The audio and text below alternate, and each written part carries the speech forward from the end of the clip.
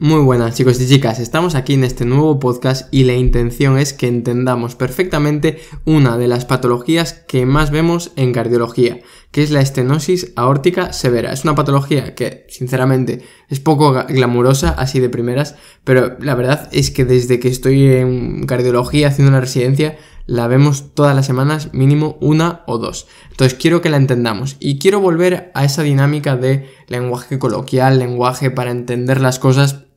Quizás en la última temporada con más agobio, pues hacía las cosas más como si fuera una clase de universidad y a mí eso no me gusta. Entonces seguiremos con las 5 preguntas para entender bien las cosas, pero vamos a centrarnos en que sea un lenguaje muy comprensible. Entonces, vamos allá. La primera pregunta que siempre respondemos es ¿qué es la estenosis aórtica? Pues hemos dicho que es una de las enfermedades más prevalentes que hay en la cardiología y básicamente lo que tenemos que entender es que la válvula aórtica, su función es conectar el ventrículo izquierdo con la aorta y así regular la sangre que se bombea.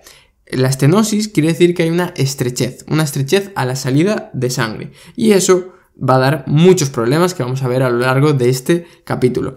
Otra cosa importante es cuantificar cómo de grave es una estenosis aórtica. Esto se ha intentado evaluar de forma objetiva, porque claro, tú visualmente en una ecocardiografía puedes ver si una válvula abre o no, pero es muy importante saber si es la culpable de que tu paciente, por ejemplo, tenga insuficiencia cardíaca o no, ¿vale? Sobre todo para saber cuándo hay que tratarla o no. Y esto lo vamos a evaluar sobre todo con la ecocardiografía, es decir, con una ecografía del corazón. Aunque como veremos más adelante, también a veces se utiliza el TAC, se puede incluso utilizar la ecografía con dobutamina, pero bueno, son cosas especiales. Así que esto sería en qué consiste la estenosis aórtica. Segunda de las preguntas que siempre hay que responder, ¿cuál es la causa? Pues la causa, básicamente lo que va a ser es el calcio. El calcio que se deposita en la válvula y entonces la válvula no abre bien. ¿Y por qué se deposita calcio? Ya sabéis que siempre hay que preguntarse por qué. Pues por la edad. Con la edad se va depositando calcio en prácticamente todos lados, en las arterias, en las válvulas y eso evidentemente tiene consecuencias. Entonces, ¿cuál es la causa de estenosis aórtica severa más frecuente? La degenerativa. ¿Y en qué está relacionada? Con la edad avanzada. Entonces, el paciente típico que nos vamos a encontrar es un paciente, por ejemplo, de 80-85 años. ¿Bien? Pero a mayores hay un pequeño detalle y es que se ha intentado a veces tratar o pretratar la estenosis aórtica con hipolipemiantes como la atorvastatina y estos fármacos que bajan el colesterol. ¿Por qué? Porque se pensaba que podía tener una relación más colesterol, más riesgo de que la estenosis aórtica avance rápido.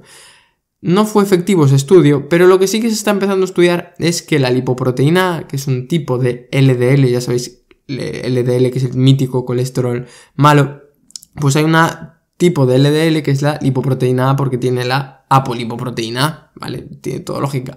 Pues se ha visto que a lo mejor puede tener cierta relación, niveles altos de lipoproteína A con más evolución desfavorable de la estenosis aórtica, es decir, que evoluciona más rápido. Bien, hasta este punto sabemos en qué consiste y cuál es la causa. Tenemos que ir con la tercera pregunta, que es ¿qué consecuencias va a tener? ¿Cómo se va a manifestar? Vale, yo quiero que os quedéis con la tríada SAD, como triste en inglés, S-A-D. Síncope, angina y disnea. Todo va a estar en relación con que se bombea peor la sangre. Porque el ventrículo izquierdo quiere bombear la sangre a la aorta para que le llegue a tu cerebro, para que le llegue a tu hígado, a tu riñón, etc. Pero hay una cosa en el medio que es una válvula que está tan cerrada que dificulta esto. Entonces toda la sintomatología que vamos a tener está en relación con que se bombea mal la sangre. Síncope, hipoperfusión cerebral. Angina, porque si bombeas mal la sangre, recordemos que el corazón se nutre a través de la sangre que está en la aorta en diástole. Si tenemos menos sangre, pues evidentemente las coronarias van a tener menos sangre. ¿Y por qué disnea? Porque tú tienes en tu ventrículo un volumen de sangre, pongamos 100 mililitros, que tiene que ir a la aorta. Pero si tenemos una válvula que no permite que esa sangre se mueva, va a aumentar la presión dentro del ventrículo. Ese aumento de presión en el ventrículo se traslada a la aurícula y de la aurícula izquierda a los pulmones. Ya sabéis, mecanismo del edema agudo de pulmón. Entonces, estos pacientes también suelen tener disnea, falta de aire. Bien, ¿cómo se va a manifestar? típico señor, señora, 80, 85 años que te viene con dolor de pecho cuando sube cuestas, que te viene con disnea cuando sube cuestas o que tiene un síncope cuando está haciendo un esfuerzo. Eso, bastante típico de estenosis aórtica severa o de algún trastorno de la conducción como un bloqueo AV completo, ¿vale? Yo quiero que os quedéis siempre con esta tríada SAT. Dicho esto, tenemos que ir con la cuarta pregunta, que es el diagnóstico. Ya sabéis, el diagnóstico básico, historia clínica, fundamental, lo más importante, orientar. Por ejemplo, un síncope, nosotros tenemos que pensar si es un síncope cardiogénico, es decir, un síncope brusco sin pródromos, pues ahí solemos pensar en que sea pues, un bloqueo V completo, que sea alguna cosa de este estilo, o que sea una estenosis aórtica severa. Son de las dos principales cosas que tenemos que buscar. Vale, tenemos nuestro cuadro clínico de angina de esfuerzo, disnea de esfuerzo, paciente mayor que tiene un síncope y ¿cómo seguimos? Tenemos que demostrar que hay una válvula, en este caso la aórtica, que abre mal. ¿Y esto cómo lo hacemos? Con un ecocardiograma. En el ecocardiograma lo que tenemos que demostrar es que esa válvula no abre bien. Entonces lo que vamos a buscar son parámetros objetivos. Tenemos tres fundamentales. Uno, el área, que es difícil de calcular con un ecocardiograma transtorácico. Tienes que ser muy buen ecocardiografista y tener un muy buen equipo. Con un ecocardiograma transesofágico es más fácil. Pero este área valvular, evidentemente, cuanto más pequeño, más severo y el punto de corte está en 1 centímetro cuadrado. Por debajo de eso se considera estenosis aórtica severa. Bien, ¿qué más va a pasar? Si tienes una válvula muy cerrada y tienes que mandar la sangre por esta válvula, ¿cómo va a pasar la sangre? Va a pasar con muchísima fuerza, con mucha velocidad, porque evidentemente el ventrículo está apretando, toda la sangre quiere salir y sale disparada. Es decir, la velocidad de salida de la sangre a través de esa válvula, de la válvula aórtica, va a estar aumentada y el punto de corte está en 4 metros por segundo. Cuando la velocidad es por encima de 4 metros por segundo, tenemos una estenosis aórtica que seguramente sea severa.